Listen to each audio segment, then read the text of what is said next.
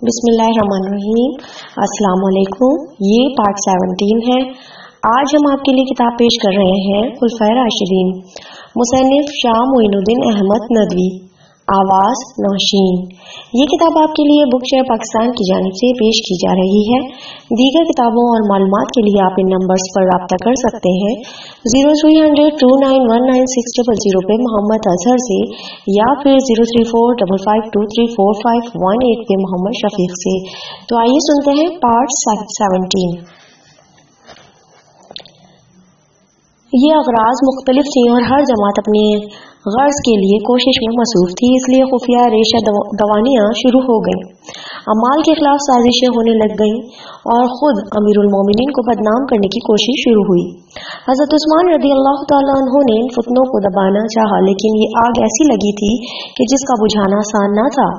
فتنہ پروازوں کا دائرہ عمل روز بروز وسیع ہوتا گیا، یہاں تک کہ تمام ملک میں ایک خفیہ جماعت پیدا ہو گئی تھی جس کا مقصد فتنہ و فساد تھا۔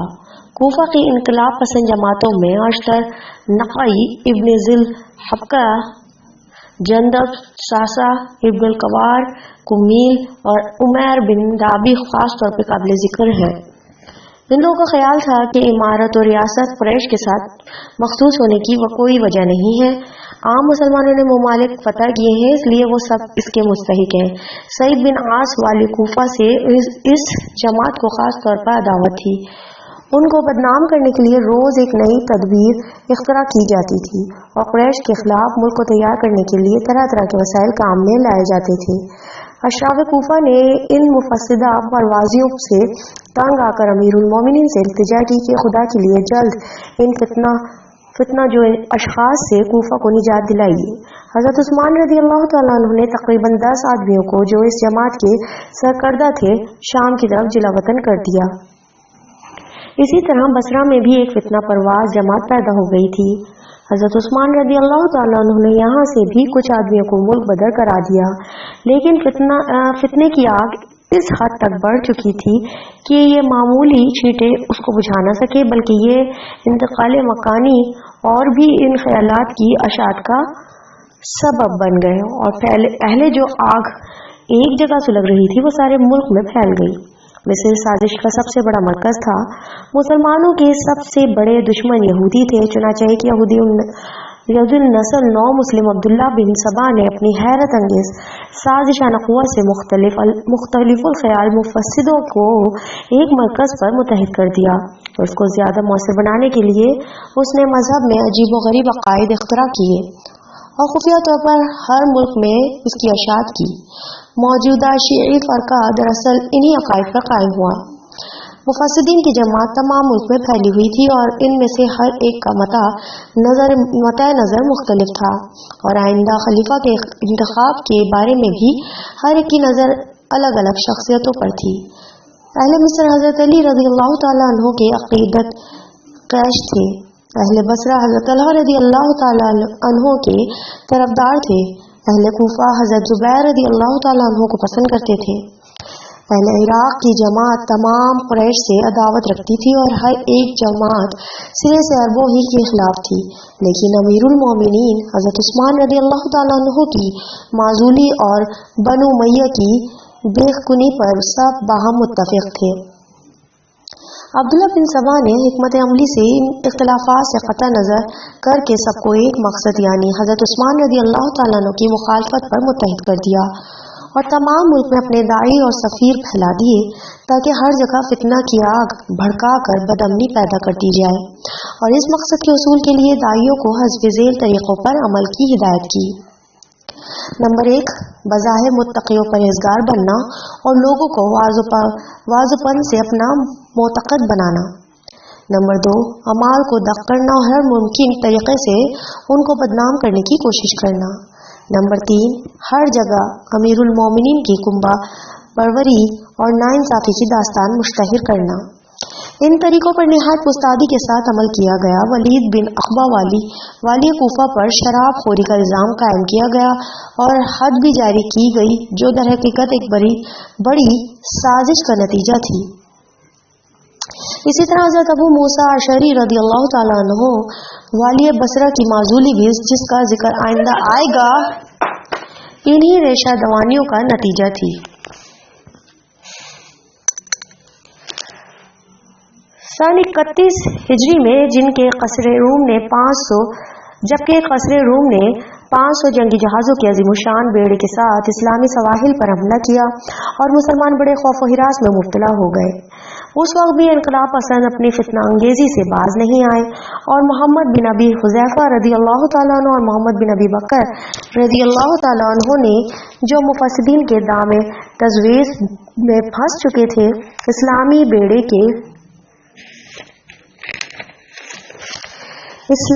के अमीरुल बहर अब्दुल्ला बिन अबी सरह रदी अल्लाह तआला अन्हु को हर तरह दख किया। नमाज में बेमौका तकबीरें बुलंद करके बरहमी पैदा करते, अब्दुल्ला बिन साद रजी अल्लाह तआला अन्हु की ऐलानिया मजम्मत करते और मुजाहिदीन से कहते कि तुम रूमियों के मुकाबले में जिहाद करने जाते हो, हालांकि इस्लाम को खुद मदीना में मुजाहिदीन की जरूरत है।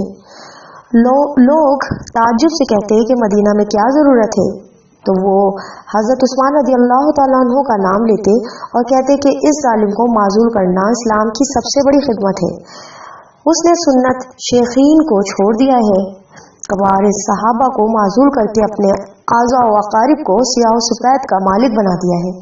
गर्ज हर तरह की फरेबकारियों से लोगों को मुतासिर करने की कोशिश की गई।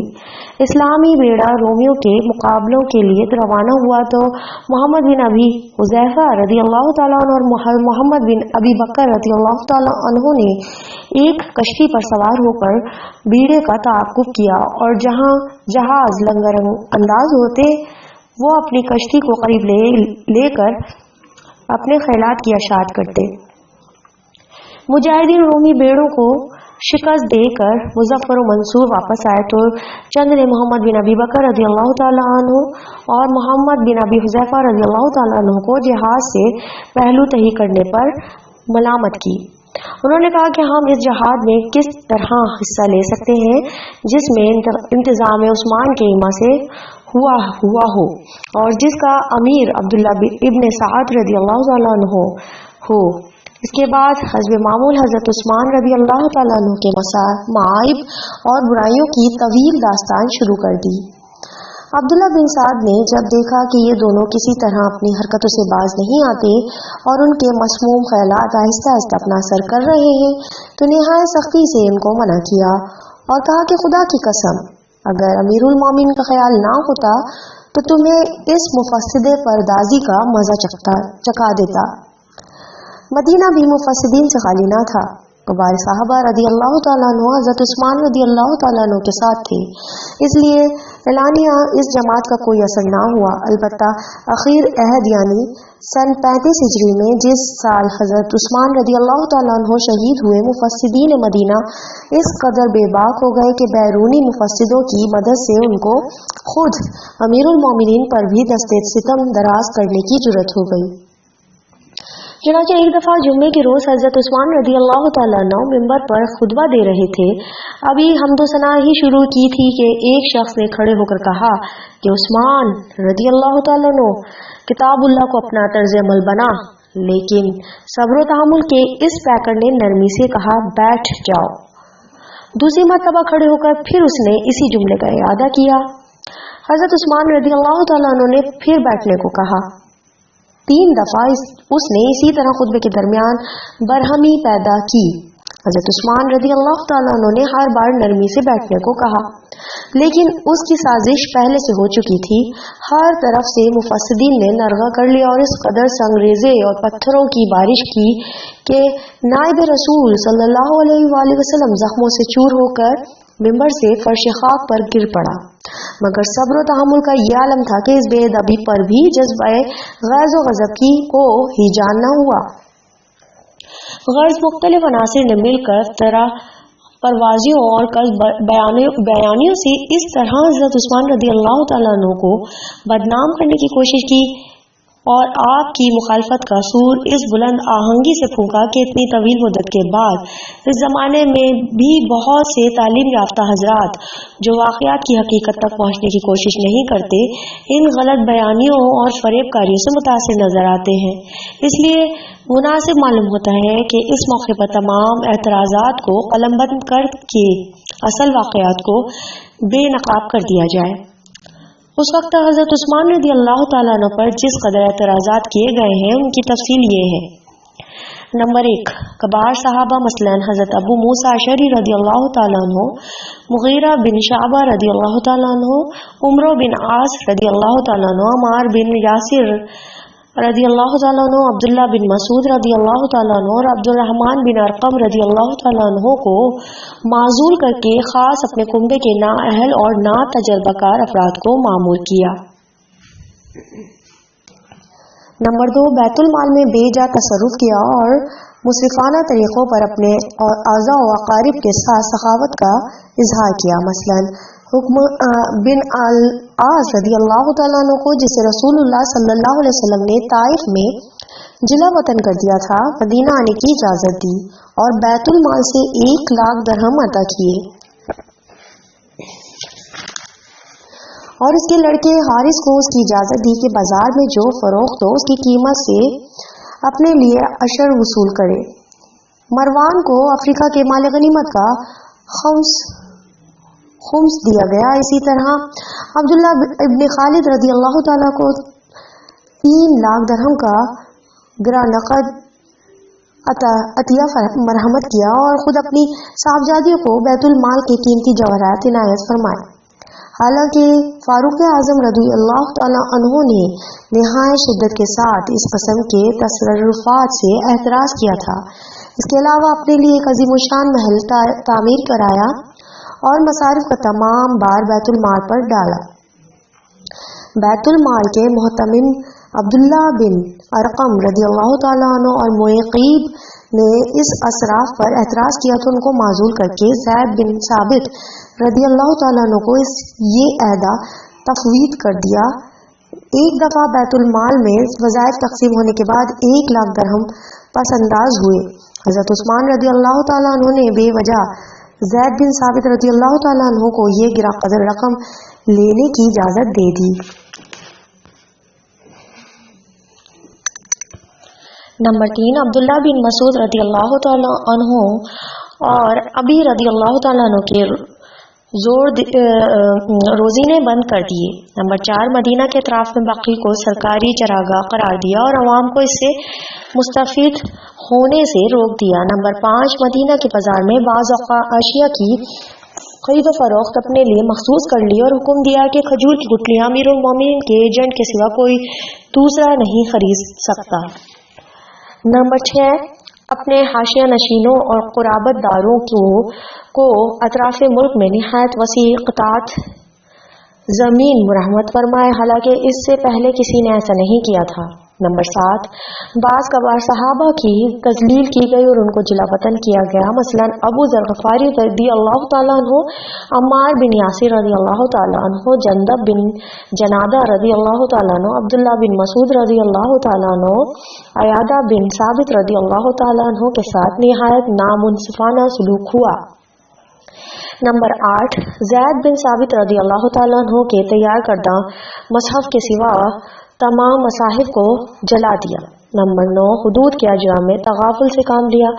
نمبر 10، فرائض وغیرہ میں تمام امت کے خلاف روایات شاذہ پر عمل کیا گیا، حالانکہ شیخین جب تک روایت کی اچھی طرح توثیق نہیں کر لیتے تھے ان کو قبول نہیں کرتے تھے۔ نمبر 11، مذہب میں بعض نئی بدعتیں پیدا کی جن کو اکثر صحابہ رضی اللہ تعالیٰ عنہ نے ناپسند کیا۔ مثلا حج کے موقع پر مینا میں 2 رکعت نماز کے بجائے 4 رکعت نماز ادا کی، حالانکہ خود رسول اللہ صلی اللہ علیہ وآلہ وسلم نے اور آپ صلی اللہ علیہ وسلم کے بعد شیخین نے کبھی 2 رکعت سے زیادہ نہیں پڑھی۔ نمبر 12، مصری وفد کے ساتھ بدعہدی کی گئی جس کا نتیجہ حضرت عثمان رضی اللہ تعالیٰ عنہ کی شہادت کی صورت میں ظاہر ہوا۔ مذکورہ بالا واقعات میں حضرت عثمان رضی اللہ تعالیٰ عنہ کو فرد قرار داد جرم کو رنگ آمیزی کر کے نہایت بدنما اور مکروہ بنایا گیا. لیکن ان میں سے ایک الزام بھی تحقیق کی کسوٹی پر صحیح نہیں اترتا. ہمیں دیکھنا چاہیے کہ اس میں صداقت کا کتنا شائبہ ہے اور اس کو رنگ آمیزی سے کتنا بدنما بنا دیا گیا ہے. سب سے پہلا الزام جو بجائے خود متعدد الزامات کا مجموعہ ہے، اس کی تفصیل حسب ذیل ہے. نمبر 1، کبار صحابہ رضی اللہ تعالیٰ عنہ کو ذمہ داری کے عہدوں سے معزول کر دیا. نمبر 2، نااہل اور نا تجربہ کار افراد کو رعایا کی قسمت کا مالک بنا دیا. نمبر 3، اپنے خاندان کو فوقیت دی. امر دل کی نسبت تحقیقی فیصلے سے قطع نظر کر کے پہلے دیکھنا چاہیے کہ اگر یہ الزام ہے تو اسلام کے سب سے عادل اور مدبر خلیفہ فاروق اعظم رضی اللہ تعالیٰ پر، جن کا عدل و انصاف اور تدبر دنیا اسلام کے لیے قیامت تک مایہ ناز رہے گا، یہی الزام عائد ہوتا ہے یا نہیں؟ جنہوں نے حضرت خالد سیف اللہ رضی اللہ تعالیٰ عنہ، مغیرہ بن شعبہ رضی اللہ تعالیٰ عنہ اور سعد بن وقاص رضی اللہ تعالیٰ عنہ فاتح ایران کو معزول کر دیا تھا، یا حضرت علی رضی اللہ تعالیٰ عنہ اسی اعتراض کے معروض ہوتے ہیں یا نہیں؟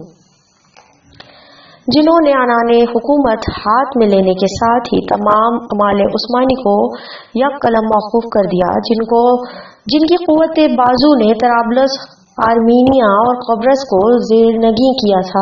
حقیقت یہ ہے کہ ایک ہی قسم کے واقعات کسی خاص وقتی سبب کی بنا پر ایک شخص کے لیے موجب مدح اور دوسرے کے لیے موجب ذم بنا دیے جاتے ہیں، اور اس پر ایسی ملمہ سازی کی جاتی ہے کہ کسی کو تحقیق و تنقید کا خیال تک نہیں آتا. حضرت عثمان رضی اللہ تعالیٰ عنہ نے کہا، کبار صحابہ رضی اللہ تعالیٰ عنہ میں سے جن لوگوں کو معزول کیا تھا ان میں سے عمرو بن العاص رضی اللہ تعالیٰ عنہ، سعد بن ابی وقاص رضی اللہ تعالیٰ عنہ اور ابو موسیٰ اشعری رضی اللہ تعالیٰ عنہ کی معزول کی تفصیل پہلے گزر چکی ہے. اس سے معلوم ہوگا کہ عمرو بن العاص رضی اللہ تعالیٰ عنہ والی مصر نے اسکندریہ کی بغاوت فرض کرنے میں زمیوں کے ساتھ نامنصفانہ سلوک کیا تھا اور ان کو لونڈی غلام بنا لیا تھا. نیز نئی نہروں کے جاری ہونے کے باوجود وہ مصر کے مالیات میں کچھ اضافہ نہ کر سکے اور آخر عبداللہ بن ابی سرح رضی اللہ تعالیٰ عنہ کی تقرری کے بعد اس سے کہیں زیادہ ہو گیا. اسی طرح سعد بن ابی وقاص رضی اللہ تعالیٰ عنہ والی کوفہ نے بیت المال سے ایک بیش قرار رقم قرض لی اور پھر اس کے ادا کرنے میں تساہل کرتے رہے، یہاں تک کہ عبداللہ بن مسعود رضی اللہ تعالیٰ عنہ محتمم بیت المال سے سخت کلامی کی نوبت پہنچی. ابو موسیٰ اشعری رضی اللہ تعالیٰ عنہ والی بصرہ رعایا کو خوش نہ رکھتے تھے اور تمام اہل بصرہ ان کے مخالف ہو گئے تھے، چنانچہ ان کے وفد نے دارالخلافہ جا کر ان کی معزولی کا مطالبہ کیا. کیا یہ تمام وجوہ ان حضرات کو معزول کر دینے کے لیے کافی نہ تھے؟ مغیرہ بن شعبہ رضی اللہ تعالیٰ عنہ پر رشوت ستانی کا الزام قائم کیا گیا. اگرچہ یہ سراسر بہتان تھا، لیکن حضرت عثمان رضی اللہ تعالیٰ عنہ نے ان کو اس لیے معزول کر دیا کہ حضرت عمر رضی اللہ تعالیٰ عنہ نے ان کی جگہ سعد بن ابی وقاص رضی اللہ تعالیٰ عنہ کی تقرری کی وصیت کی تھی.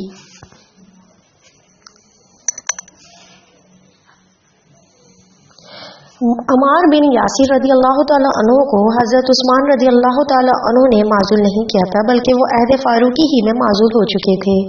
البتہ عبداللہ بن مسعود رضی اللہ تعالیٰ عنہ کی معزولی بے وجہ تھی، لیکن لوگوں نے حضرت عثمان رضی اللہ تعالیٰ عنہ کو ان کی طرف سے اس قدر بدگمان کر دیا تھا کہ ان کو معزول کر دینا ناگزیر ہو گیا. رہا بیت المال کے محتمم عبداللہ بن ارقم رضی اللہ تعالیٰ عنہ اور معقب کی سبوک دوشی، تو اس کے متعلق خود حضرت عثمان رضی اللہ تعالیٰ عنہ کا بیان موجود ہے جو انہوں نے ان دونوں بزرگوں کی معزولی کے سلسلے میں ایک جلسہ عام میں دیا تھا. ترجمہ: صاحبوں، عبداللہ بن ارقم ابو بکر رضی اللہ تعالیٰ عنہ اور عمر رضی اللہ تعالیٰ عنہ کے زمانے سے اس وقت تک آپ کی تقسیم وظائف کی خدمت انجام دیتے رہے، لیکن اب بوڑھے اور ضعیف ہو چکے ہیں، اس لیے اس خدمت کو زید بن ثابت رضی اللہ تعالیٰ عنہ کے سپرد کر دیا ہے. ظاہر ہے کہ مال کی نگرانی کا کام جس قدر اہم اور مشکل ہے، اس لحاظ سے اگر حضرت عثمان رضی اللہ تعالیٰ عنہ نے ان دونوں کو جو ضعف اور پیری کے باعث اپنی خدمات کو بحسن وجود انجام نہیں دے سکتے تھے، سبکدوش کر دیا اور اس عہدے پر زید بن ثابت رضی اللہ تعالیٰ عنہ کو جو پڑھنے لکھنے اور حساب و کتاب میں خاص طور سے ممتاز تھے مامور کیا، تو کون سی خطا کی؟ امر دوم کی نسبت غور کرنا چاہیے کہ نااہل اور ناتجربہ کار افراد کی تقرری کا الزام کہاں تک درست ہے۔ اس میں شک نہیں کہ ولید بن عقبہ رضی اللہ تعالیٰ عنہ، سعید بن العاص رضی اللہ تعالیٰ عنہ، عبداللہ بن ابی سرا رضی اللہ تعالیٰ عنہ اور عبداللہ بن عامر رضی اللہ تعالیٰ عنہ اگرچہ صحابہ کرام اور فاروقی اعمال کی طرح زہد و اتقاء کے مالک نہ تھے، تاہم ان کے انتظامی کارنامے اور عظیم الشان فتوحات کسی طرح ان کو نااہل اور ناتجربہ کار نہیں ثابت کرتے۔ ولید بن عقبہ رضی اللہ تعالیٰ عنہ حضرت عمر رضی اللہ تعالیٰ عنہ کے زمانے میں جزیرہ کے عامل رہ چکے تھے۔ سعید بن العاص رضی اللہ تعالیٰ عنہ نے تبرستان اور ارمینیا فتح کیا۔ عبداللہ بن ابی سرا رضی اللہ تعالیٰ عنہ نے طرابلس اور قبرص کو زیر نگین کیا۔ کیا ان کی یہ فتوحات ان کی ناتجربہ کاری کا ثبوت ہے؟ عبداللہ بن عامر والی بصرہ البتہ ایک کم سن نوجوان تھے، لیکن فطری لیاقت کو عمر کی کمی زیادتی سے کوئی تعلق نہیں۔ فتوحات کے سلسلے میں اوپر گزر چکا ہے کہ اسی نوجوان نے کابل، ہرات، سجستان اور نیشا پور کو اسلام کے زیر نگین کیا تھا۔ غرض نااہل اور ناتجربہ کار اعمال کے تقرر کا الزام سراسر خلاف واقعہ ہے۔ البتہ امر سوم یعنی اپنے خاندان کے لوگوں کو ذمہ داری کے عہدوں پر مامور کرنے کا الزام ایک حد تک قابل غور ہے۔ اس میں شک نہیں کہ شیخین رضی اللہ تعالیٰ عنہ اس بارے میں نہایت محتاط تھے اور ہر ایک شک و شبہ کے موقع سے بچتے تھے۔ یہی وجہ ہے کہ وہ خلافت کے معاملات میں اپنے اعضاء و اقارب کے لیے ہمیشہ کوحتہ دست رہے۔ لیکن حضرت عثمان رضی اللہ تعالیٰ عنہ ایک سادہ طبع اور نیک نفیس بزرگ تھے۔ مزاج میں اتنی پیش بینی نہ تھی، نیز اپنے اختیارات سے اپنے قرابت مندوں کو فائدہ پہنچانا صلہ رحم جانتے تھے۔ ایک دفعہ جب لوگوں نے اس طرز عمل کی اعلانیہ شکایتیں کی تو حضرت عثمان رضی اللہ تعالیٰ عنہ نے صحابہ رضی اللہ تعالیٰ عنہ کو جمع کیا اور خدا کا واسطہ دے کر پوچھا کہ رسول اللہ صلی اللہ علیہ وسلم کو تمام عرب پر ترجیح نہیں دیتے تھے، اور کیا قریش میں بنو ہاشم کا سب سے زیادہ خیال نہیں رکھتے تھے؟ لوگ خاموش رہے تو ارشاد فرمایا کہ اگر میرے ہاتھ میں جنت کی کنجی ہوتی تو تمام بنو امیہ کو اس میں بھر دیتا۔ بہرکیف یہ امام وقت کی ایک اجتہادی رائے تھی۔ ممکن ہے کہ عام لوگ اس سے متفق نہ ہوں، لیکن اس سے حضرت عثمان رضی اللہ تعالیٰ عنہ کے فضل و کمال کا دامن داغدار نہیں ہو سکتا۔ دوسرا الزام بیت المال میں مصرفانہ تصرف کا ہے، لیکن ثبوت میں جن واقعات کو پیش کیا گیا ہے وہ یا تو سرتابہ غلط ہیں یا رنگ آمیزی کر کے ان کی صورت بدل دی گئی ہے۔ ہم تفصیل کے ساتھ ہر ایک واقعے کو اس کی اصلی صورت میں دکھاتے ہیں، جس سے اندازہ ہوگا کہ مفسرین نے جس طرح واقعات کی صورت کو مسخ کر کے حضرت عثمان رضی اللہ تعالیٰ عنہ کو بدنام کرنے کی کوشش کی تھی۔ اس سلسلے میں سب سے اول ہم کو یہ دیکھنا چاہیے کہ ذاتی طور پر حضرت عثمان رضی اللہ تعالیٰ عنہ کی مالی حالت کیسی تھی، تاکہ یہ اندازہ ہو سکے کہ وہ اپنی ذاتی دولت سے اس قسم کی فیاضی اور جود و کرم پر قادر تھے یا نہیں۔ یہ مسلمہ تاریخی واقعہ ہے جس سے کسی کو انکار نہیں کہ حضرت عثمان رضی اللہ تعالیٰ عنہ صحابہ کرام رضی اللہ تعالیٰ عنہ میں سب سے زیادہ دولت مند اور متمول تھے۔ ان کی دولت کا اندازہ اس سے ہو سکتا ہے کہ ہزارہا روپے بیروما کی خریداری پر صرف کیے، ایک بیشقرار رقم سے مسجد نبوی صلی اللہ علیہ وآلہ وسلم کی توسیع کی اور لاکھوں روپوں سے حبش عسرت کو آراستہ کیا۔ اب سوال یہ ہے کہ رائے خدا میں جس کے جود و سخا کا یہ حال ہو، وہ اپنی دولت سے ذوالقربہ کے ساتھ کچھ صلہ رحمی نہیں کر سکتا تھا؟ اس کے متعلق ایک موقع پر خود حضرت عثمان رضی اللہ تعالی عنہ نے یہ تقریر فرمائی تھی، جس سے اس الزام کی حقیقت پورے طور سے واضح ہو جاتی ہے۔ ترجمہ: لوگ کہتے ہیں کہ مدینہ میں اپنے خاندان والوں سے محبت رکھتا ہوں، کے ساتھ فیاضی کرتا ہوں، لیکن میری محبت نے مجھے ظلم کی طرف مائل نہیں کیا ہے، بلکہ میں صرف ان کے واجبی حقوق ادا کرتا ہوں۔ اسی طرح فیاضی بھی اپنے ہی مال تک محدود ہے۔ مسلمانوں کا مال نہ میں اپنے لیے حلال سمجھتا ہوں، نہ کسی دوسرے کے لیے۔ میں رسول اللہ صلی اللہ علیہ وسلم اور ابو بکر رضی اللہ تعالیٰ عنہ اور عمر رضی اللہ تعالیٰ عنہ کے عہد میں بھی اپنے مال سے گراں قدر عطیے دیا کرتا تھا، حالانکہ میں اس زمانے میں بخیل و حریص تھا، اور اب جبکہ میں اپنی خاندانی عمر کو پہنچ چکا ہوں، زندگی ختم ہو چکی ہے اور اپنا تمام سرمایہ اپنے اہل و عیال کے سپرد کر دیا ہے، تو ملحدین ایسی باتیں مشہور کرتے ہیں۔ خدا کی قسم، میں نے کسی شہر پر خراج کا کوئی بار ایسا نہیں ڈالا ہے کہ اس قسم کا الزام دینا جائز ہو، اور جو کچھ وصول ہوا اور انہی لوگوں کے رفع و بہبود پر صرف ہوا۔ میرے پاس صرف خمس آتا ہے اور اس میں سے بھی میرے لیے کچھ لینا جائز نہیں۔ مسلمانوں نے اس کو میرے مشورے کے بغیر مستحقین میں صرف کیا۔ خدا کے مال میں ایک پیسے کا تصرف نہیں کیا جاتا، میں اس سے کچھ نہیں لیتا ہوں، یہاں تک کہ کھاتا بھی ہوں تو میں اپنے مال ہی سے۔ مذکورہ بالا تصریحات کے بعد اب ہم کو ان واقعات کی طرف رجوع کرنا چاہیے جن کی بنا پر ذوالنورین رضی اللہ تعالیٰ عنہ کی تابش اجزیہ کو غبار آلود کہا جاتا ہے۔ اس میں شک نہیں کہ حکم کو رسول اللہ صلی اللہ علیہ وسلم نے طائف کو جلا وطن کر دیا تھا، لیکن آخر عہد میں حضرت عثمان رضی اللہ تعالیٰ عنہ کی سفارش سے مدینہ آنے کی اجازت دے دی تھی۔ چونکہ شیخین رضی اللہ تعالیٰ عنہ کو ذاتی طور پر رسول اللہ صلی اللہ علیہ وسلم کی منظوری کا علم نہیں تھا، اس لیے انہوں نے مدینہ آنے کی اجازت نہیں دی۔ حضرت عثمان رضی اللہ تعالیٰ عنہ نے عنان خلافت ہاتھ میں لی تو اپنے ذاتی علم کی بنا پر ان کو مدینہ بلا لیا اور ان کے لڑکے مروان سے اپنی ایک صاحبزادی کا نکاح کر دیا، اور صلہ رحم کے طور پہ جیب خاص سے حکم کو 1,00,000 درہم عطا فرمائے، نیز مروان کو جہیز میں 1,00,000 درہم کا عطیہ مرحمت کیا۔ یہ ہے اصل واقعہ جس کو مفسرین نے رنگ آمیزی کر کے کچھ سے کچھ کر دیا۔ طرابلس کے مال غنیمت سے مروان کا خمس دلانے کا واقعہ سراسر بہتان ہے۔ اس کی صحیح کیفیت یہ ہے کہ مروان نے اس کو خرید لیا تھا۔ چنانچہ مورخ ابن خلدون لکھتا ہے، ترجمہ: ابن زبیر نے فتح کا مزدہ اور 5واں حصہ دارالخلافہ روانہ کیا، جس کو 5,00,000 دینار پر مروان نے خرید لیا، اور بعض لوگ یہ کہتے ہیں کہ مروان کو دے دیا گیا۔ صحیح نہیں ہے، بلکہ پہلے مارکے کے مال غنیمت کے خمس کا خمس ابن ابی سرا کو دے دیا تھا۔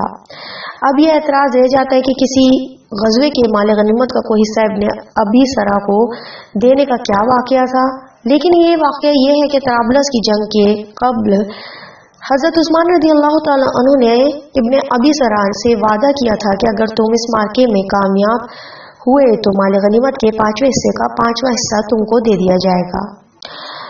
چنانچہ فتح کے بعد حسب وعدہ ان کو دے دیا۔ اس سے عام مسلمانوں کو شکایت پیدا ہوئی اور انہوں نے حضرت عثمان رضی اللہ تعالیٰ عنہ سے اس کا اظہار کیا تو انہوں نے اس کو واپس لے لیا۔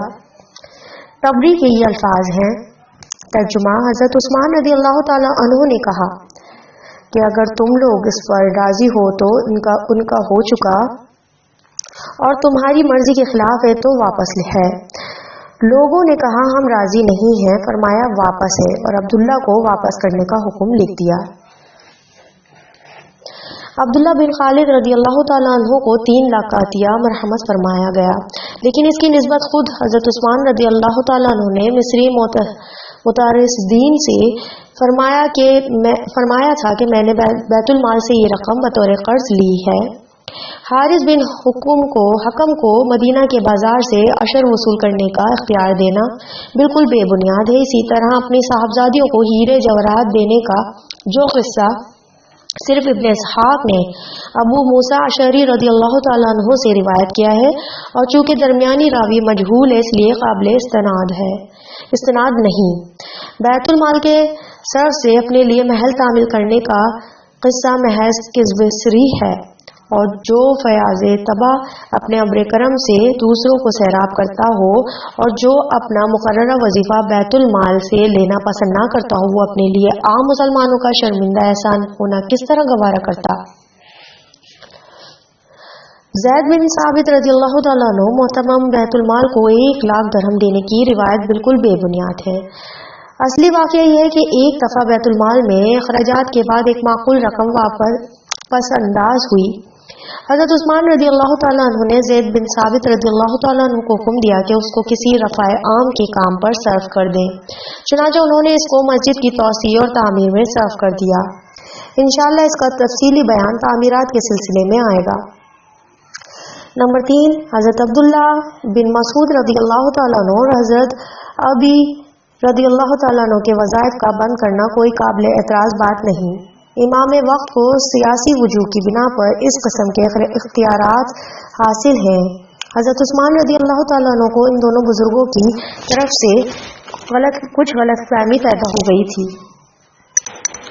اس لیے انہوں نے کچھ دنوں کے لیے وظیفہ روک دیا تھا۔ چنانچہ جب حضرت عبداللہ بن مسعود رضی اللہ تعالیٰ عنہ نے وفات پائی تو غایت انصاف سے کام لے کر جس قدر وظیفہ بیت المال کے ذمہ باقی تھا، جس کی مقدار تخمیناً 20-25 ہزار تھی، ان کے ورثاء کے حوالے کر دیا۔